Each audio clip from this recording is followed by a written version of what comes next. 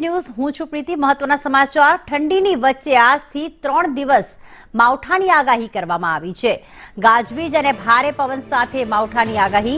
તો આ તરફ બનાસકાંઠા અને સાબરકાંઠામાં આજે થઈ શકે છે કમોસમી વરસાદ। અરવલ્લી, પંચમહાલમાં અને દાહોદમાં પણ કમોસમી વરસાદ એટલે કે માવઠાની આગાહી કરવામાં આવી છે।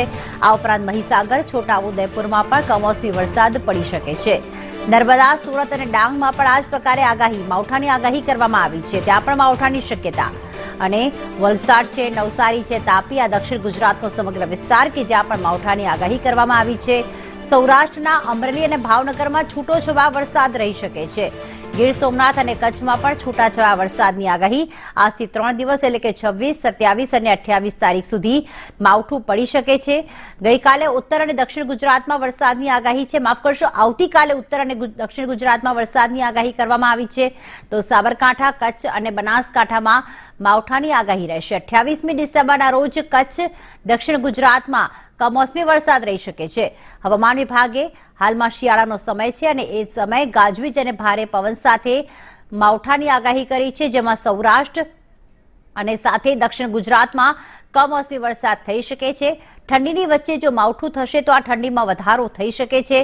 આ ઠંડીના ચમકારાની વચ્ચે જો કમોસમી વરસાદ રહેશે તો ખેડૂતોને પાકને નુકસાની તો થઈ શકે છે, પરંતુ સાથે સાથે વાતાવરણમાં એકદમ ઠંડા પવનો પણ ફૂંકાશે, જેના કારણે તાપમાન નીચું જઈ શકે છે। અને એમ પણ અત્યારે ગુજરાતના 4 જિલ્લા એવા છે કે જ્યાં 10 ડિગ્રીથી ઓછું તાપમાન નોંધાયું છે। નલિયામાં 8.5 ડિગ્રી તાપમાન નોંધાયું છે અને આ તરફ જો સૌરાષ્ટ્ર અને કચ્છમાં માવઠું થાય છે તો તાપમાન વધુ નીચું જઈ શકે છે।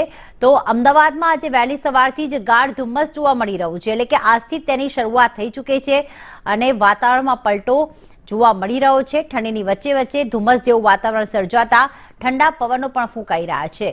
તો આ તરફ કમોસમી વરસાદની આગાહી કરવામાં આવી છે।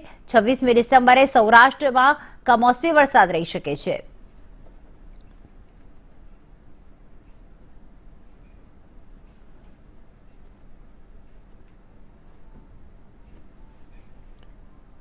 તો વાતાવરણમાં પલટાના ભાગરૂપે જ